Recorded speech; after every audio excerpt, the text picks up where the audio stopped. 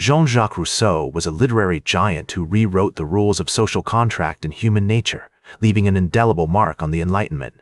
His life was a tumultuous mix of intellectual brilliance and personal turmoil, marked by exile, poverty, and unrelenting passion. Rousseau's early life was a far cry from the intellectual giants he'd later rubbed shoulders with. Born in Geneva in 1712, he grew up without a mother, who died shortly after childbirth, and a father who was a watchmaker but not much of a presence. This instability marked him like a brand on leather. He was apprenticed to a notary, then an engraver, before running away to work as a servant for a wealthy family in Lyon. It's here that he began to develop a taste for music and literature, teaching himself to read and write through sheer force of will. His education was haphazard, but Rousseau devoured books like a starving man at a feast. He walked over 100 miles to Turin, Italy, where he converted to Catholicism, hoping to find work as a tutor or musician. It didn't pan out, but the experience stuck with him, influencing his thoughts on faith and morality. Back in Geneva, he met François d'Aiden, a wealthy tax collector who took Rousseau under his wing, introducing him to the city's intellectual circles. This was the spark that ignited Rousseau's writing career.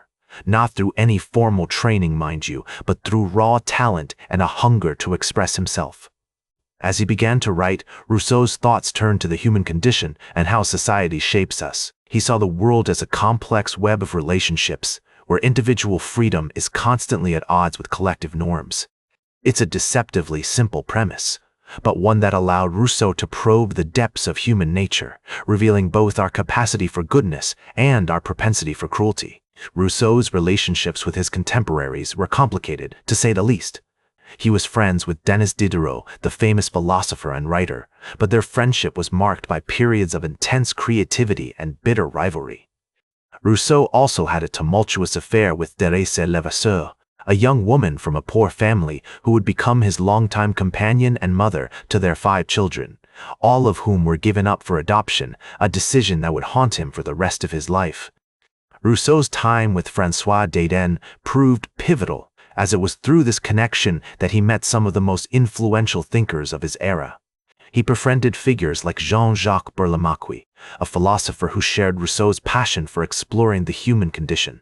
These relationships not only broadened Rousseau's intellectual horizons, but also instilled in him a sense of belonging among the educated elite, a feeling he had previously lacked due to his unconventional education.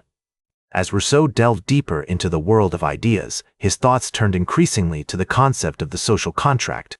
He became fascinated by the notion that individuals voluntarily surrender some of their natural rights in exchange for protection and stability provided by the state. This idea would become a cornerstone of his philosophical work, particularly in his seminal book Du Contrat Social, The Social Contract, where he argues that governments derive their authority from the consent of the governed. Rousseau's writing process was marked by intense periods of creativity, often fueled by solitude and nature. He would frequently take long walks through the countryside, observing the world around him and reflecting on the human experience. This connection with the natural world had a profound impact on his thought, as evidenced in his Reveries of a Solitary Walker, where he ponders the intricacies of existence amidst the beauty of the Swiss Alps. The tumultuous affair with Thérèse Levasseur continued, despite the societal norms against it. Their relationship was complicated, with moments of deep affection intertwined with periods of neglect and hardship. The decision to give up their children for adoption weighed heavily on Rousseau, a painful reminder of the sacrifices he made for his intellectual pursuits. Rousseau's interactions with other luminaries of the Enlightenment, such as Voltaire and Immanuel Kant, were significant, though not without controversy. His disagreements with Voltaire in particular were legendary, with the two engaging in public feuds over issues ranging from religion to the role of the arts in society. These debates, while contentious, contributed to the richness of the intellectual landscape of the time, pushing thinkers to refine their ideas and defend their positions. Through his works, Rousseau sought to challenge conventional wisdom, questioning the established order and advocating for a return to a more natural state of human existence. His critique of civilized society as corrupt and his belief in the inherent goodness of human nature struck a chord with many, influencing not only literature, but also political thought and education. The echoes of his ideas can be seen in movements ranging from the French Revolution to modern democratic theory, a testament to the enduring power of his vision. Rousseau's personal struggles, however, continue to mirror the turmoil of his intellectual battles. His paranoia and sense of persecution, fueled by real and imagined slights, led to periods of isolation and despair. Despite these challenges, he remained prolific, leaving behind a body of work that continues to inspire, provoke, and challenge readers to this day. The historical context in which Rousseau wrote was one of great upheaval and change. It was against this backdrop that Rousseau's ideas about democracy, equality, and the general will found fertile ground, contributing to a seismic shift in how people thought about governance and society. Rousseau's decision to give up his children for adoption would become a defining aspect of his personal turmoil, a constant reminder of the sacrifices he made for the sake of his intellectual pursuits.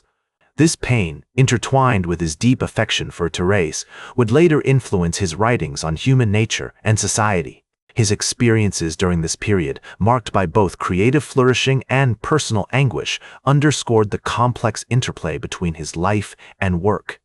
As Rousseau delved deeper into his philosophical explorations, particularly in Du Conscience Sociale, he began to articulate a vision of society that was fundamentally at odds with the existing monarchies and feudal systems of his time. His argument that governments derive their authority from the consent of the governed not only challenged the traditional views of sovereignty, but also laid the groundwork for modern democratic theory.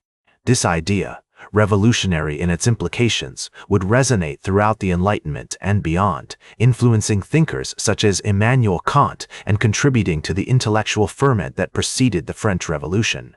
Rousseau's interactions with Voltaire, while contentious, highlight the vibrant intellectual debates of the era. Their disagreements over issues like religion and the arts reflect the broader tensions within the Enlightenment between those who advocated for reason and progress, often at the expense of traditional beliefs, and those who sought a more balanced approach that preserved certain aspects of the past. These public feuds, though often acrimonious, played a significant role in shaping the intellectual landscape, pushing thinkers to refine their ideas and confront the complexities of their arguments. The historical context in which Rousseau wrote was marked by profound upheaval. The Enlightenment's emphasis on reason, individual rights, and the scientific method was challenging long-held beliefs and political structures. As monarchies faced challenges from within and without, and feudal systems were increasingly seen as outdated and oppressive, Rousseau's ideas about democracy, equality, and the general will found a receptive audience.